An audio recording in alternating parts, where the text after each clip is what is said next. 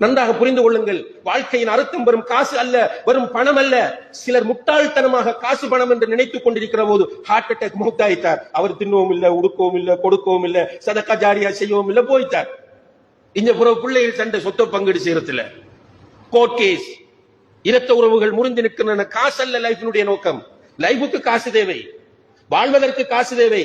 ஆனால் வாழ்வதே காசுக்காக என்று நினைத்துக் கொண்டிருக்கிற முட்டாள்களே, வாழ்வதே பணத்திற்காகத்தான், வாழ்க்கையே காசுக்காகத்தான் என்று நினைத்துக் கொண்டிருக்கிறவர்கள் எல்லோரும் முட்டாள்கள், மடையர்கள், அறிவிலிகள், ஜாகில்கள், வாழ்க்கையை புரியாத மனித வடிவத்தில் சுற்றுகிற மனிதர் அல்லாதவர்கள் அவர்கள். நம்ம வாழ்றது காசுக்காக அல்ல. காசு எங்க யாரு கொண்டு போனா? எத்தனை எத்தனை பணக்காரர்கள் வந்தார்கள், லிஸ்ட் மாறிக்கொண்டே இருக்கிறது. டாப் 10 பணக்காரர்கள். அடுத்த முறை பார்த்து அந்த டாப் 10 அவர் இல்ல.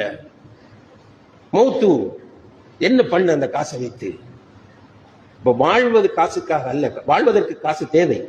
ஆனால் அன்புள்ள சகோதரர்களை, வாழ்க்கை என்பது கணவன், மனைவி, பிள்ளைகள், பெற்றோர் எல்லோரும் மகிழ்ச்சியாக சந்தோஷமாக வாழ்ந்து, எல்லோரும் வீட்டில காலையில் எழும்பி குர்ஆன் ஓதுறது, இரவைக்கு குர்ஆன் ஓதுறது, எல்லாரும் ஒரு பயானுக்கு போறது, எல்லாரும் பீச்சுக்கு ஒரு என்டர்டைன்மெண்ட்டுக்காக போறது, எல்லாரும் மக்காவுக்கு உம்ராவுக்கு போறது, ஹஜ்ஜிக்கு போறது, அல்லது குடும்பத்தோட சேர்ந்து ஒரு டூர் போறது, ஒரு கல்யாணம் வரக்குள்ள எல்லாரும் சேர்ந்து செய்யறது.